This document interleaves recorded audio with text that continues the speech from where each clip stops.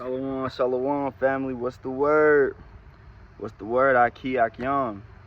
Right? Hope everybody's doing well and full of confidence and full of the righteous, fiery spirit this morning, man. On this wonderful Tuesday morning, right? I believe it's probably around like 9 p.m. right now. I said 9 p.m., 9 a.m. Right? And quick update, man. Before we get into this beautiful lesson that the Most High done put in my spirit to bring to y'all, right? You know what I'm saying? If brothers know me, brothers know that I do not stay up late, man. You know, I'm quick to fall asleep, right? Something I'm working on, but you know what I'm saying? I get sleepy real quick. Got off went in at 11 p.m. Got off at 7:30, and the spirit just hopped on me so strong to hop into the precepts, like Jeremiah said. He said I had a fire in my bones, right? And right now it's just in my spirit. As of late, it's been in my spirit just to be myself, man. Just coming into the flourishing of being myself, being true to myself, being genuine to myself, and detaching from the outcome. Like not worrying about trying to force an outcome, right? Because we don't know the outcome. We don't ever know the what the Most High has in store for us, and that's the beauty of the thing, man. You never know what the Most High has in store for you, right? You never know, right? But what you do know is that you don't take no losses in this truth, man. It's either a lesson learned or it's a dub, you know what I'm saying, or it's a win. I should say it's a lesson learned or it's a win, right? And that goes for men, women, and children of Israel, right?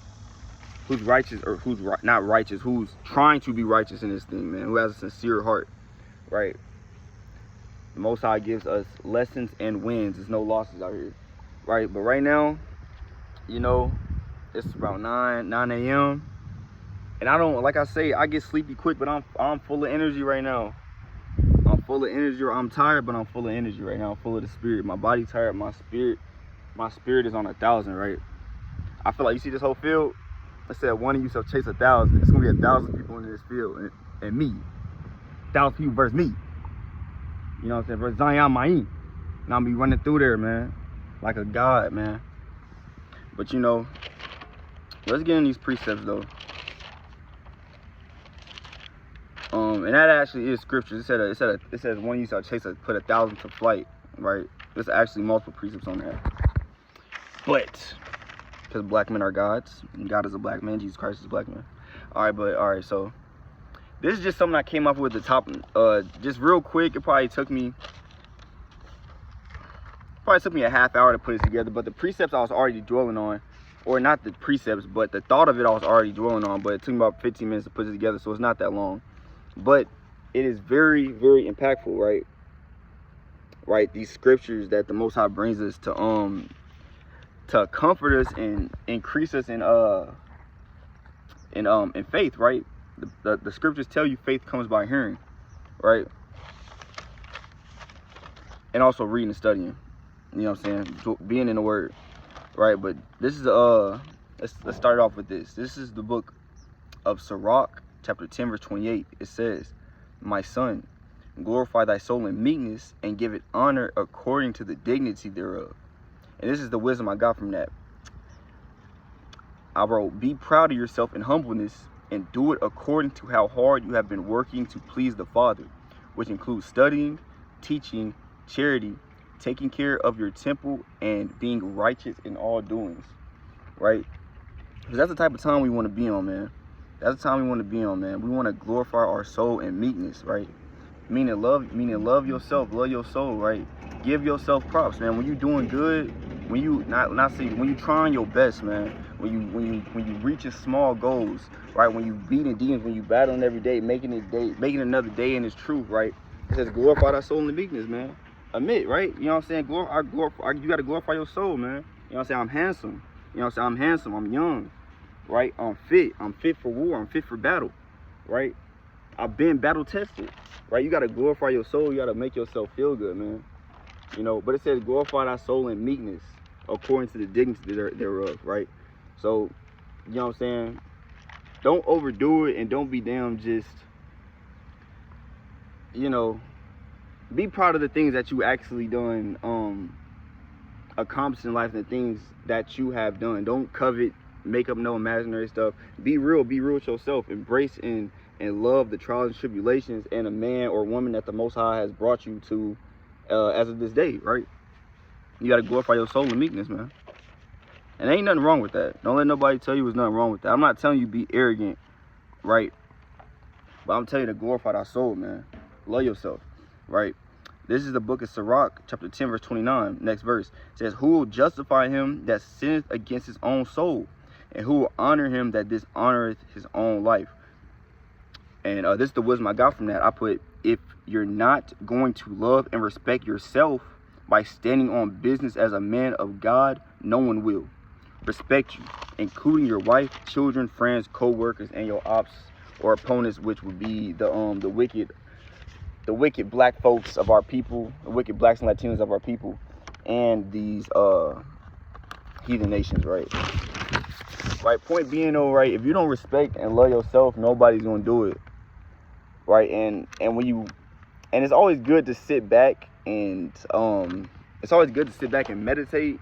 You feel me? On what that even really means, right? It says, if like really think about it, it says if you don't respect yourself, no one will. Right? What's respecting yourself? Right? Keeping the commandments, right? Taking care of your hygiene, taking care of your body, your temple, not being a hypocrite, standing on business, right? Of what you say. Because if you're not doing that, nobody is going to respect you, man. No one. If you don't love yourself, nobody else is going to do it. So, you know, although we're supposed to be servants to the nation, a big part of this, you know what I'm saying, is or just an equal part of this is us getting ourselves and our minds right, so we can help another brother or sister, right, in a positive way. Teach them how to do it, right? Be a servant to them in the right way, right? But we got to get ourselves right, man. You got to get your mental right, your spirit right, and your body right, man, for real. Because it's hard, man. We're coming through years and years of trauma, being in wickedness, being in idleness, and you know what I'm saying, to make a change like this is going to take a lot of self-reflecting, man. Learning what's right from wrong, and improving yourself, man. Loving yourself, right? Respecting yourself, right? This is a book of Sirach, chapter 11, verse 12. It reads, again, there is another that is slow and hath need of help, wanting ability and full of poverty. Yet the eye of the Lord looked upon him for good, and set him up from his low estate, and lifted up his head from misery, so that many saw it and marveled at him. Prosperity and adversity, prosperity and adversity, life and death, poverty and riches come of the Lord. That's fire. I gotta read that one more time. Read it one more time. This is a book of Proverbs. This is a book of Sirach, chapter 11 and verse 12, and it reads, again, there is another that is slow and have need of help, wanting ability and full of poverty. Yet the eye of the Lord looked upon him for good, and set him up from his low estate, and lifted up his head from misery, so that many saw it and marveled at him. Prosperity and adversity, life and death, poverty and riches come of the Lord. And this is the wisdom I got from that. And I wrote, this is the common Israelite. We have need of help. We are in poverty, whether it be mentally, spiritually, or financially. We are in a low estate, and the Most High is looking down on us to give us prosperity. We just have to be patient and endure hardships as a good soldier until our prayers get answered, and even more so after. Right? So it was a lot in that. And so I'm gonna try to take my time to explain this real quick. So there's a lot in that. It says again, there is another that is slow and have need of help, wanting ability and full of poverty. So he has need of help, wanting the ability to what? Wanting the ability to pay his bills, right? Have a good marriage, have a good family household with his children, have a good relationship with his parents, right? Teaching the nation, being profitable, right? He wants the ability to do those things, right? It says, and full of poverty, right? But he, you know what I'm saying, he has little.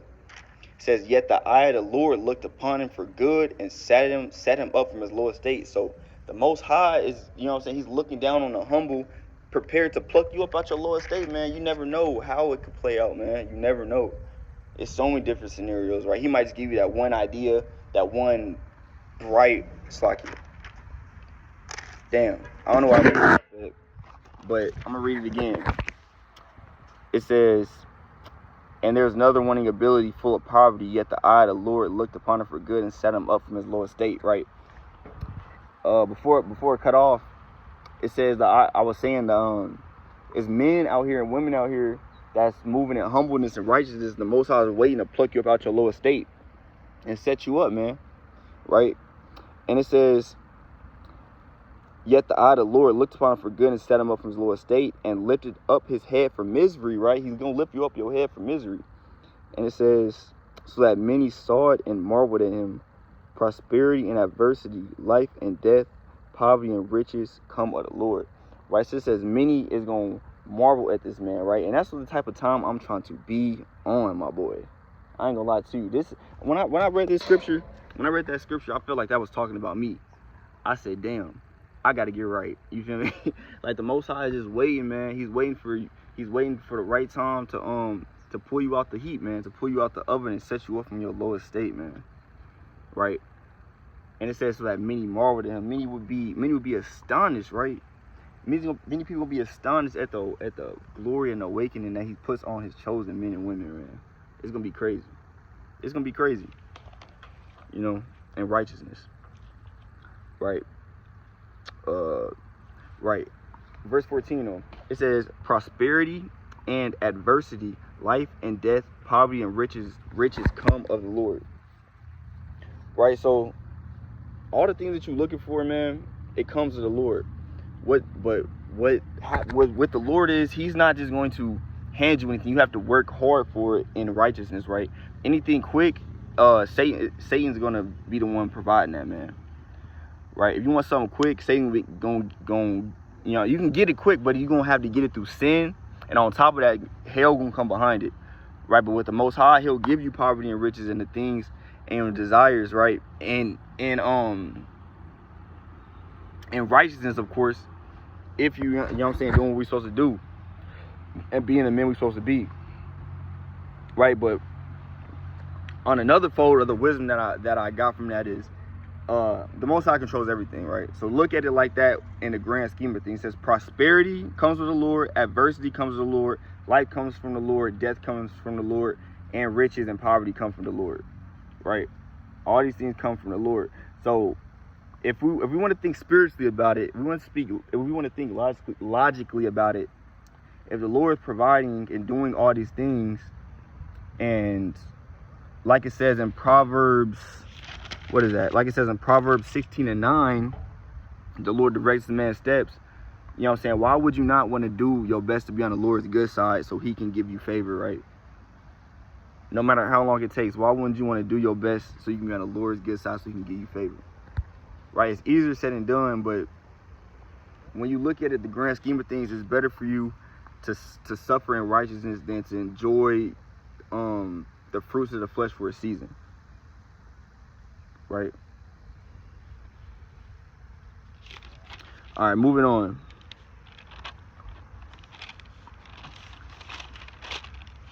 This is the book of Psalms, chapter 94, verse 16.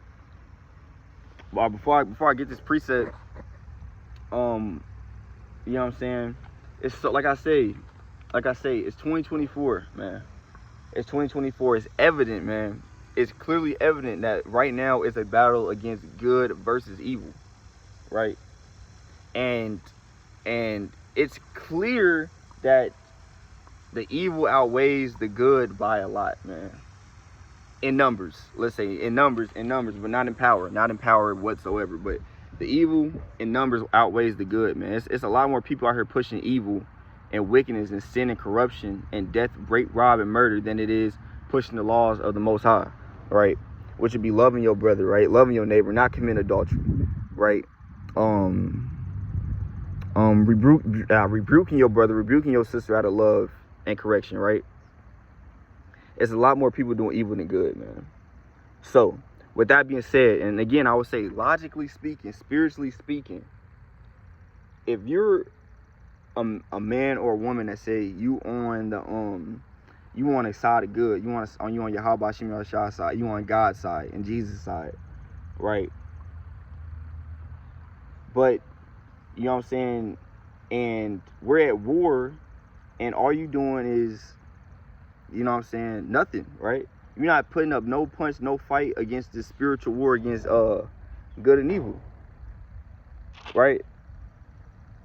So with that being said, like, we need more laborers, man. Like the scriptures say, we need more brothers. We need, and the brothers that's doing the work, we need to increase our works, man. Because it's not a lot of us, right? It's not a lot of chosen. And the Most High got it like that. That's the mind and the spirit of the Most High, is to do a damn underdog act, so to say, so he can get the glory, right? Right.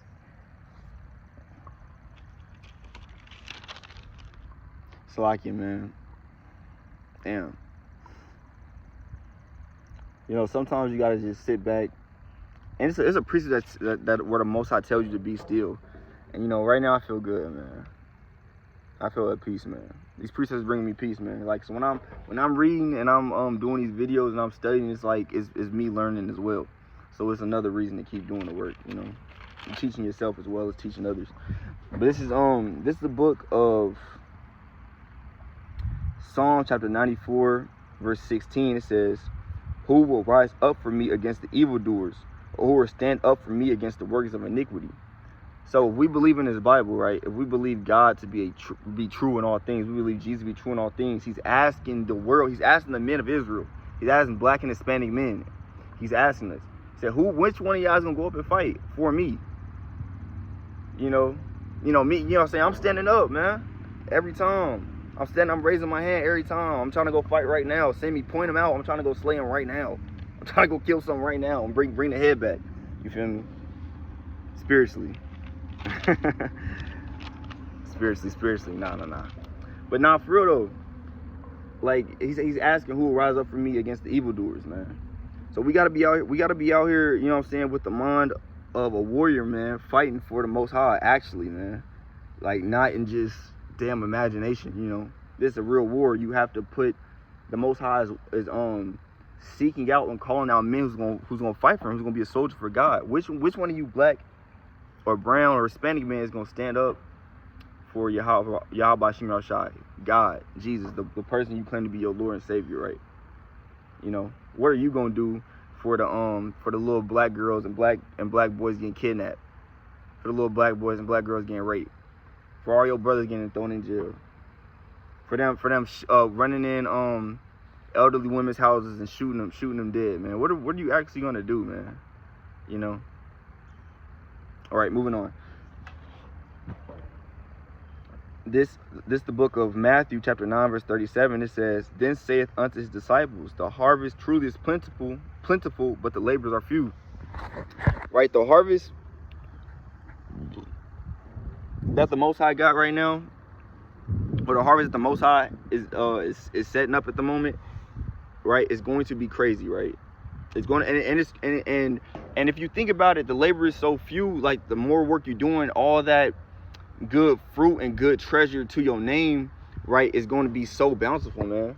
It says the harvest is plentiful. There's a lot of work out here to be done, right? There's a lot of people to reach and bring them to the Most High and His commandments, right? There's a lot of work to be done, right? But he says, but the laborers are few, right? And it's crazy because, like, it's a lot of Israelites, but you know, I love all my brothers and sisters, but it's not a lot of ones who's really locked in, man, who's really doing it the righteous way, man, doing it by the books. It's not a lot. Even the Israelites that we have is not a lot, but then also in that group of us, in that all the Israelites that's awoken, it's still not a lot that's really sincere in that thing, man. It's still not a lot that's really. It's really doctrine things, like them trying to save all nations, or them trying to goddamn say we can eat pork. You know what I'm saying? Point being, it's not a lot of righteous Israelites. So, like, our numbers are very few. That's what I'm trying to reach to the people, right? You know what I'm saying? The people, the men and women that are spiritually connected, the soldiers and the women that are spiritually connected to me gonna understand what I'm saying, right? And because a lot of the times I talk to people, it's like I'm speaking another language. They don't know what I'm talking about. You know what I'm saying? They looking at me crazy, but you know, or they think I'm mean, you know. But point being is, right, you know what I'm saying, the Most High's words never go out void, right? And we all spiritually connected because we all one body.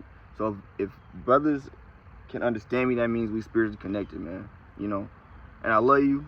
You know what I'm saying? And I want you to do good. You know what I'm saying? I want all to be great. I think of myself as a king, a warrior, a soldier. You know, I think of our God on earth. I think of that as every black man I see, whether he knows it or not, determine on how I'm going.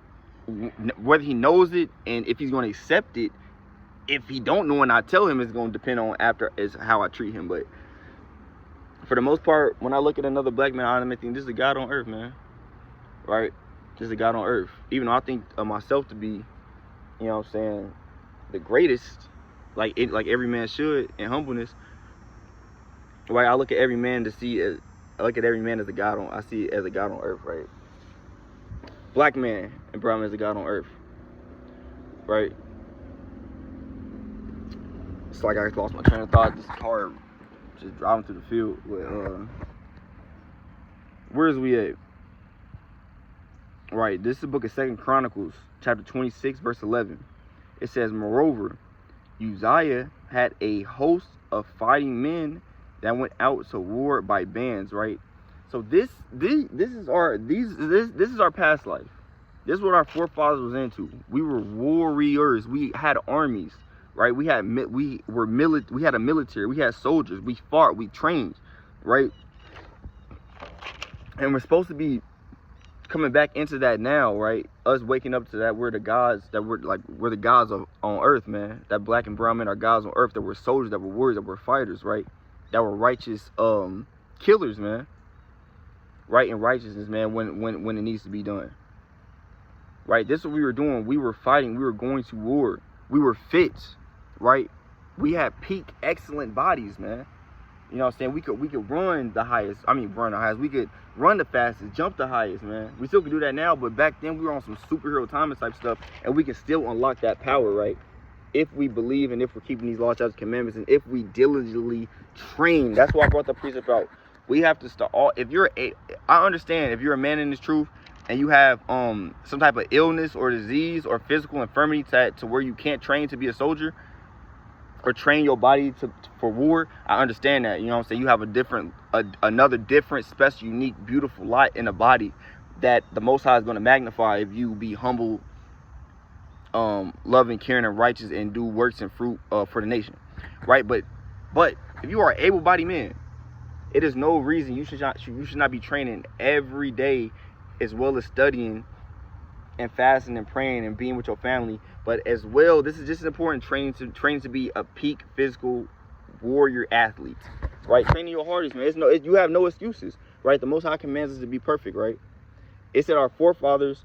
It said Uzziah, which was a mighty king. He said he had a host of fighting men that went out to war by bands, man.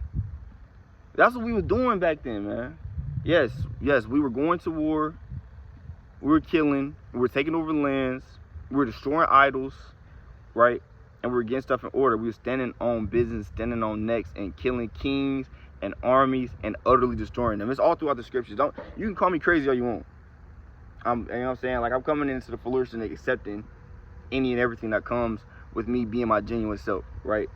But the things that I'm saying is true. You can't deny it. It's all throughout the Bible, right? The Israelites in the Bible, they were going to war and destroying nations, man. And that's what we got to come back into by getting our bodies physically right, man. We want to be perfect in everything, right? We want to be looked at as close to Yahweh Shah as possible, man. You know? This is the book of Sirach, chapter 30, verse 15. It reads, health and good estate of body are above all gold, and a strong body above infinite wealth, man. So that's coming from the scriptures, man. That's coming from out the scriptures. It says health and a good body is above gold and wealth, man. It's above gold and wealth, man. You have all the money in the world, but you can't damn run a mile, right? You say you're a warrior God, you a man of God, but you can't last a 3-minute fight, man. You gassed out after 3 minutes, man. You can't run a mile. You gassed out. You know. You can't wrestle. You can't. You know what I'm saying? And I'm not trying to knock nobody. You can always get better at these things. But I'm saying, man, like, you be a king. Be the guy that you're supposed to be. You have the power within you to do so, man. Train. Combat training, man. Physical training, man. Push-ups, sit-ups, man. Get up and do something, man. You know, as far as your physical body, man. Eat good. You know what I'm saying? Eat healthy, I should say. It says, again, real quick, because it's a precept that tell you shouldn't be fond of sweets. I mean, dainty things and the meats, man. Roughly paraphrasing. Like, you shouldn't be eating sweets and damn meat all the time. Pause. No diddy. But you know what I mean. All right. This is the book of 1 Chronicles, chapter 12, verse 8. It says, and of the Gadites there separated themselves unto David, unto the hold to the wilderness, men of might and men of war, fit for the battle, that can handle shield and buckler, whose faces were like the faces of lions and were as swift as roes upon mountains. Right. So these Gadites, these Native American brothers, man, they were fit for the battle. They were so fit, David made them a main part of his host, man. And they were so fit. These Gadites were so fit and such warriors and such in shape and had such six packs and muscles and abs and biceps and triceps and could run and could jump and could kill you in 1,000 different ways, right? It said they were fit for the battle, right? They're fit for the battle, and they were so mighty that the Most High had to put them in the Bible. These how fit these men were. This is how fit the greatest book or the Most High's words, the greatest damn thing written on paper, right? What he decided was infinite wisdom and knowledge and mercy and grace was to give us the account of these fit Gadites to inspire us to be strong warrior killer men in righteousness, right? You know, and that's just what it is, man. It says the Gadites were fit for the battle, man. This, you know what I'm saying? These were strong men, right? And say who could handle shield and buckler, right? And they could handle weapons, man. These dudes was nothing to play around with. But the point being is, these men are back on earth today. Our forefathers are back on the earth today, right? And we need to be coming into this, man. It's possible, right? Sorry, I be days not. I reading these and damn envisioning it, man. Like all you know what I'm saying, all the potential you have as an Israelite, man. All the potential you have as a chosen son of God, man. You have an infinite, unlimited power source, man. And all you got to do to tap into it is be patient, be humble, and keep God's commandments, man. That's it. And do the work, right? It's just like, you know what I'm saying? And that's all I had. But just no, hold on, I had one more. If I didn't bring this out, I gotta bring this out. If I didn't bring this out, I gotta bring it out again. Just because it's going with the lesson. It's a book of. Let me get out my Bible. Oh, Shalakia. I ain't gonna make this too long. I ain't expect it to be 30 minutes, but it's a spirit. This is a book, I think it's 37:4. This is the book of Psalms. Bear with me. This is the book of Psalms, chapter 37 and verse 4, and it reads, delight thyself also, Slacky. It reads, delight. The book of Psalms, chapter 37, verse 4. Delight thyself also in the Lord, and he shall give thee the desires of thine heart. I'm going to read again. Delight thyself also in the Lord, and he shall give thee the desires of thine heart. Right? So, what the desires in your heart got to be righteous, though. You know what I'm saying? If you're desiring